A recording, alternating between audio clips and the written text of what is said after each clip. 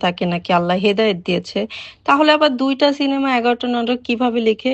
ছোট পর্দার অভিনেতা সিদ্দিকুর রহমান ও তার প্রাক্তন স্ত্রী মডেল মারিয়া মিমকে ঘিরে আবারও সরগরম সামাজিক যোগাযোগ মাধ্যম। একটি ছোট্ট ফেসবুক পোস্ট যেন নতুন করে জ্বালিয়ে দিল পুরনো বিতর্কের আগুন। সম্প্রতি নিজের ভেরিফাইড ফেসবুক অ্যাকাউন্টে মারিয়া মিম লিখেছেন, ভণ্ড হুজুর ফেসবুকটা নোংরা বানায় ফেলতেছে। মাত্র একটি লাইন, কিন্তু সেই লাইন ঘিরেই শুরু হয়েছে তুমুল আলোচনা, কৌতূহল আর জল্পনা কল্পনা। পোস্টে কারো নাম উল্লেখ না থাকলেও নেটিজেনদের বড় একটি অংশের ধারণা, ইঙ্গিতটা হয়তো সাবেক স্বামী সিদ্দিকুর রহমানের দিকেই।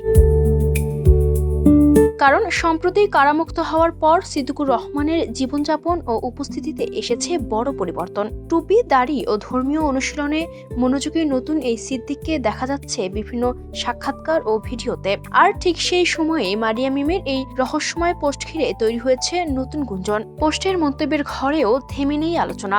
কেউ সরাসরি সিদ্দিকুর রহমানের নাম টেনে এনেছেন, আবার কেউ বলছেন ধর্মীয় ভাবমূর্তি ব্যবহার করে সামাজিক মাধ্যমে অতিরিক্ত প্রচারণা চালানো ব্যক্তিদের উদ্দেশ্যই হয়তো এমন মন্তব্য করেছেন মারিয়া মিম। যদিও এ বিষয়ে এখনো পর্যন্ত স্পষ্ট কোনো ব্যাখ্যা দেননি তিনি। ঘটনাকে আরো রহস্যময় করে তুলেছে সিদ্দিকুর রহমানের আগের একটি সাক্ষাৎকার। সেখানে তিনি বলেছিলেন, মারিয়া মিম আমার দুর্বল জায়গা। সেই বক্তব্য ভাইরাল হওয়ার পর থেকেই দুজনকে নিয়ে নতুন করে আলোচনা শুরু হয়েছিল। আর এবার সেই আলোচনায় যেন নতুন মাত্রা যোগ করলো মারিয়া মিমের পোস্ট।